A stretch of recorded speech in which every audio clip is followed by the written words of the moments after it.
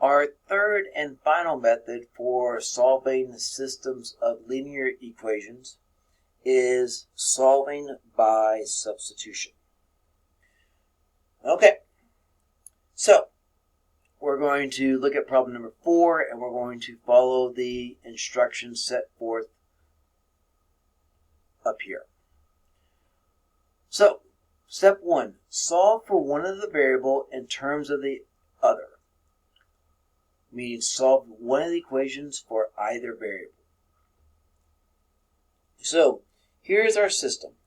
3x minus 2y equals 4, that's equation 1. 2x plus y equals 5, that's equation 2. So, we get our choice. Do we solve for x or do we solve for y? And do we solve it from equation 1 or equation 2? So, in a problem like this, I think about what is the easiest variable to solve for in either one of my equations. And what I'm looking for is I'm looking for a variable that has a coefficient of 1. And I see it right here. This y has a coefficient of 1. That's going to be the easiest variable to solve for. So for step 1, what we're going to do is we're going to solve for y from equation 2. So we have 2x plus y equals 5. Solving for y means to get y by itself. So we have this 2x that's on the same side of the equation with y, so we're going to subtract 2x on both sides. And this is going to give us y is equal to minus 2x plus 5. Okay, now, moving on to step 2. Substitute for that variable into the other equation. The result should be an equation with just one variable. So what we're going to do is we're going to, since we were in equation 2, notice that it says other equation. We're going to hop on over to equation 1, which is 3x minus 2y equals 4. But what we're going to do is we're going to substitute this expression for y for the y in equation 2, or in equation 1. If y is equal to negative 2x plus 5, we can replace this y with negative 2x plus 5. And so this becomes 3x minus 2 times negative 2x plus 5, set equal to 4. And take a look at this equation. This is one equation with one type of variable. So what we can do now in step 3 is we can now solve this equation for x. So to solve this equation for x, we're going to begin by distributing the negative 2. So we have 3x plus 4x minus 10 equals 4. We can combine our like terms here. 3x plus 4x is a 7x. We can add 10 to both sides. 4 plus 10 is 14. And then we can divide both sides through by 7. And that gives us x is equal to 2. Now, we were in step 3.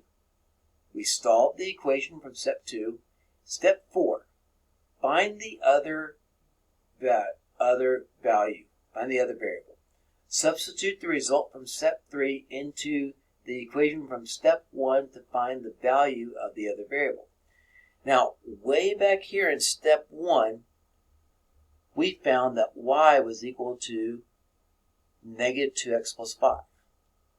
So what we can do now is we can use that same equation and we can plug in x equal to 2 into that equation.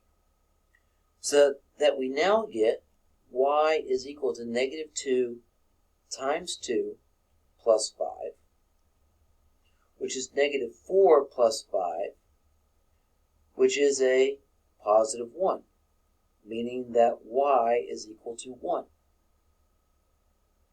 So here's our proposed solution.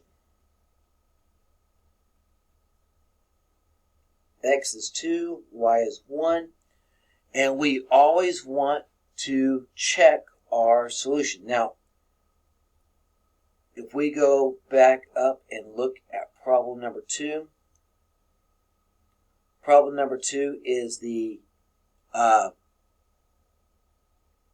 exact same system. Problem number 2, problem number 4, exact same system. So it should be no surprise that we got the same solution here that we did back in problem number 2.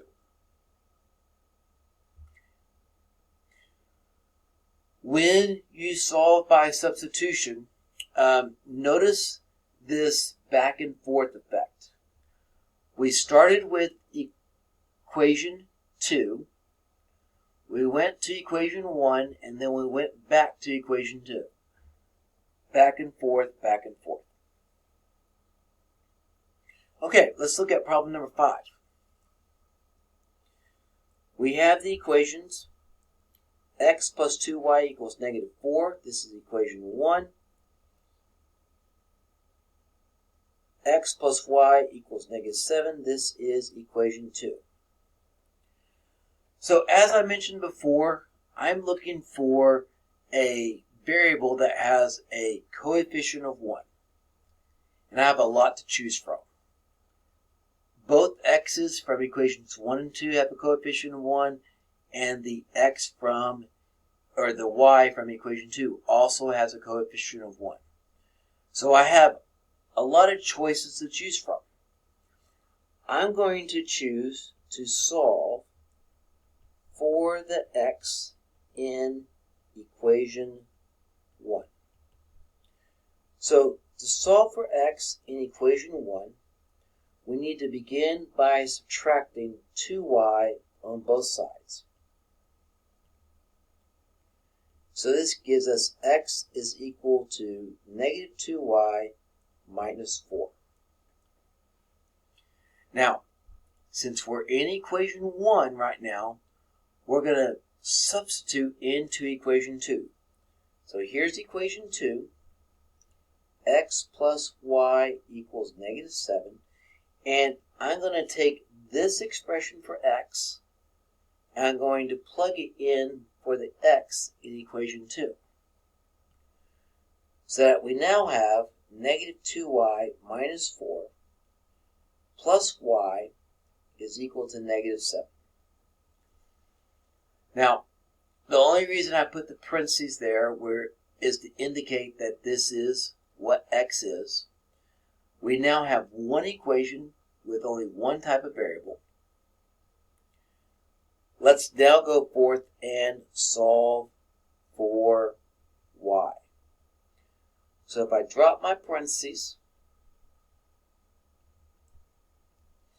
I'm going to be able to combine negative 2y and positive 1y together. While we're at it, we'll add 4 to both sides. Negative 2y plus 1y is a negative 1y. Negative 7 plus 4 is a negative 3. We'll divide both sides by negative 1, and that will give us y is equal to a positive 3. Okay, so now that we know what y is, we need to go forth and find x. And so this is where we're going to substitute into our first equation. We're going to take this value of 3 for y, and we're going to plug it in to the y up here. So we have x is equal to negative 2 times 3 minus 4. which means that x is equal to negative 6 minus 4, which means that x is equal to negative 10. So our proposed solution is negative 10, 3. And I'm going to leave it to you to check this proposed solution by plugging in the values for negative 10 for x and 3 for y back into our system and check for yourself.